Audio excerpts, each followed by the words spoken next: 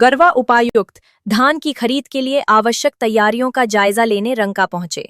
रंका से प्रमोद कुमार यादव का रिपोर्ट। रंका आगामी 15 दिसंबर से सरकारी स्तर पर सहकारी समिति केंद्र में धान की खरीद के लिए आवश्यक तैयारियों का जायजा लेने गरवा उपायुक्त रंका पहुंचे तथा पैक्स केंद्रों का जायजा लेने के क्रम में समिति के सदस्यों को आवश्यक दिशा निर्देश जारी किए। जिला के उपायुक्त दिनेश कुमार यादव शनिवार को रंका प्रखंड के 2 सहकारी समिति केंद्रों का औचक दौरा कर जायजा लिया, जिसमें सबसे पहले सेवाड़ी गांव स्थित पैक्स केंद्र पहुंचे, जहां 500 मैट्रिक टन की क्षमता वाले नवनिर्मित भवन गोदाम देखकर संतोष व्यक्त किया और पैक्स सदस्यों से धान खरीदी के तौर तरीकों की जानकारी ली। धान खरीदी किए जाने को लेकर आवश्यक तैयारियों पर संतोष व्यक्त करने के पश्चात पाल्हे गांव स्थित पैक्स सेंटर पहुंचे, जहां केंद्र पर पैक्स अध्यक्ष द्वारा रविवार तक साफ सफाई के अलावा सभी आवश्यक तैयारियां पूरी कर लिए जाने की बात कही गई। उपायुक्त ने धान खरीदी के दौरान नमी मापक यंत्र के कार्यशील होने की जानकारी ली। वहीं पैक्स सेंटर पर वर्ष 2003 में किसानों की सुविधा के लिए लगाए गए कोऑपरेटिव सोसाइटी द्वारा लगाए गए स्वचालित मिनी राइस मिल के ऑपरेशनल नहीं होने की जानकारी पर जिला सहकारिता पदाधिकारी को मिनी राइस मिल को ऑपरेशनल बनाने में आने वाली कठिनाइयों की जांच रिपोर्ट सौंपने का निर्देश दिया। पैक्स केंद्रों का दौरा करने के क्रम में उपायुक्त ने उत्क्रमित प्राथमिक विद्यालय शिवनाला में पहुंचे, जहां विद्यालय संचालन के संदर्भ में जानकारी लेने के क्रम मध्याह्न भोजन नहीं बनता देख प्रधानाध्यापक से जानकारी ली, जहां प्रधानाध्यापक द्वारा रसोइया के नहीं आने एवं अकेले विद्यालय में होने की बात कही गई। उपायुक्त ने प्रधानाध्यापक से स्पष्टीकरण की मांग का निर्देश जारी किया। दौरे के अंत में उपायुक्त प्रखंड मुख्यालय परिसर के एक सामुदायिक भवन में संचालित मुख्यमंत्री दाल भात योजना केंद्र का निरीक्षण किया, जहां स्वयं सहायता समूह की महिलाओं द्वारा संचालित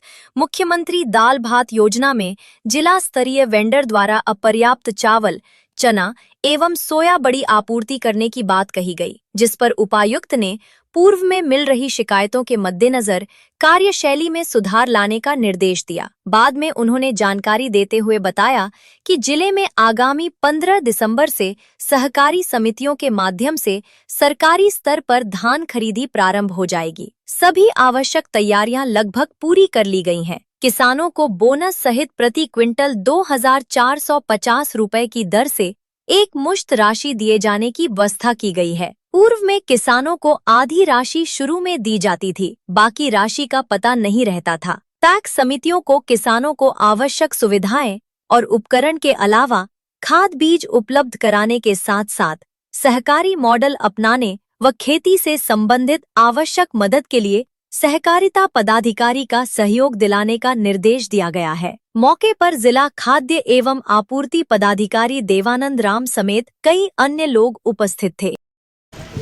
मुख्य रूप से आज कुछ एक धान अधिप्राप्ति केंद्रों का हमने भ्रमण किया है। आप सभी को अवगत है कि 15 दिसंबर से हम लोग धान को क्रय करने जा रहे हैं और ये गतिविधि जो है करीब 3-4 महीने चलेगी और करीब हमारे 50 के आसपास हमारे लैम्प्स और पैक्स है जिनको हमने तैयार किया है धान अधिप्राप्ति के लिए। तो उन्हीं में से कुछ का आज हमने क्षेत्र भ्रमण किया है रंका प्रखंड में। तो मोरलेस सिचुएशन ठीक है।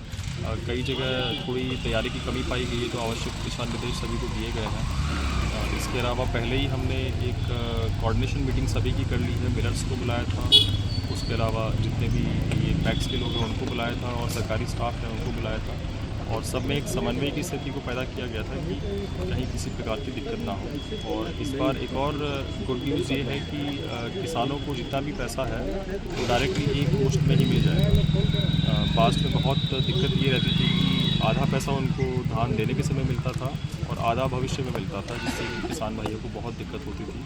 तो एक अच्छा निर्णय लिया गया है और वी आर क्वाइट होपफुल कि इसको सुचारू रूप से कराएंगे और किसी प्रकार की दिक्कत किसी को नहीं होगी। भाई ऐसे पैक्स को हाईली डिस्करेज करते हैं हम लोग। पैक्स का कॉन्सेप्ट बेसिकली यही है, जिसको अभी लेटेस्ट जो टर्मिनोलॉजी है MPCS इनको बोला गया है।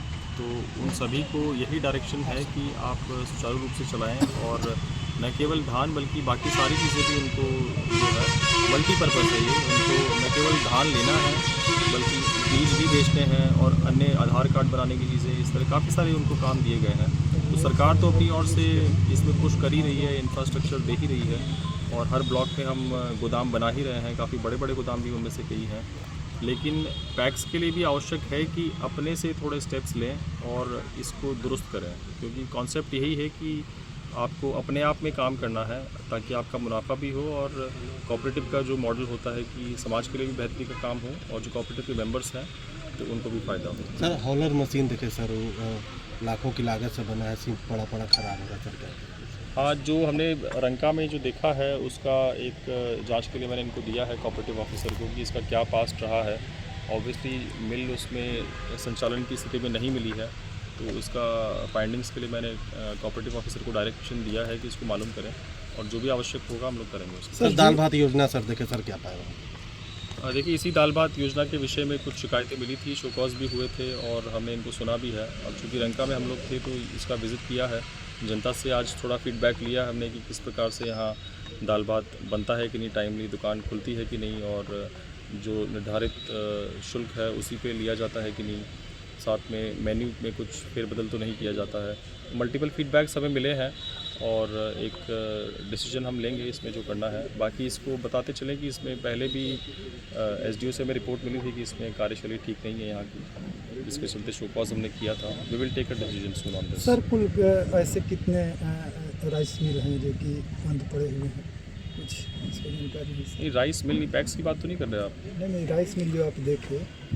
देखिए, ये पुरानी योजना लग रही है संभवतः है। पैक्स में अभी वर्तमान में सरकार कोई भी मिल नहीं देती है पैक्स को, तो ये जहाँ तक मेरा ख्याल है और जिस तरह से मुझे फीडबैक मिला है, ये संभवतः कोई पुरानी योजना रही होगी जिसमें सरकार ने इंफ्रा तो दिया ही था बिल्डिंग का, साथ ही साथ मिल का भी कॉन्सेप्ट था। तो इस तरह कुछ अंदेशा जा रहा है। हम लोग को भी अभी एग्जैक्ट मालूम नहीं है कितना, क्योंकि पुरानी योजना ये रही होगी। तो एक बार मैंने कोऑपरेटिव ऑफिसर को बोला है कि इसमें आप मालूम करिए कि कितने और ऐसे पैक्स हैं, लैंप्स हैं जिसमें कि इस तरह से ये मिल जो है इस तरह पड़ी हुई है और काम में नहीं आ रही। Thank you sir.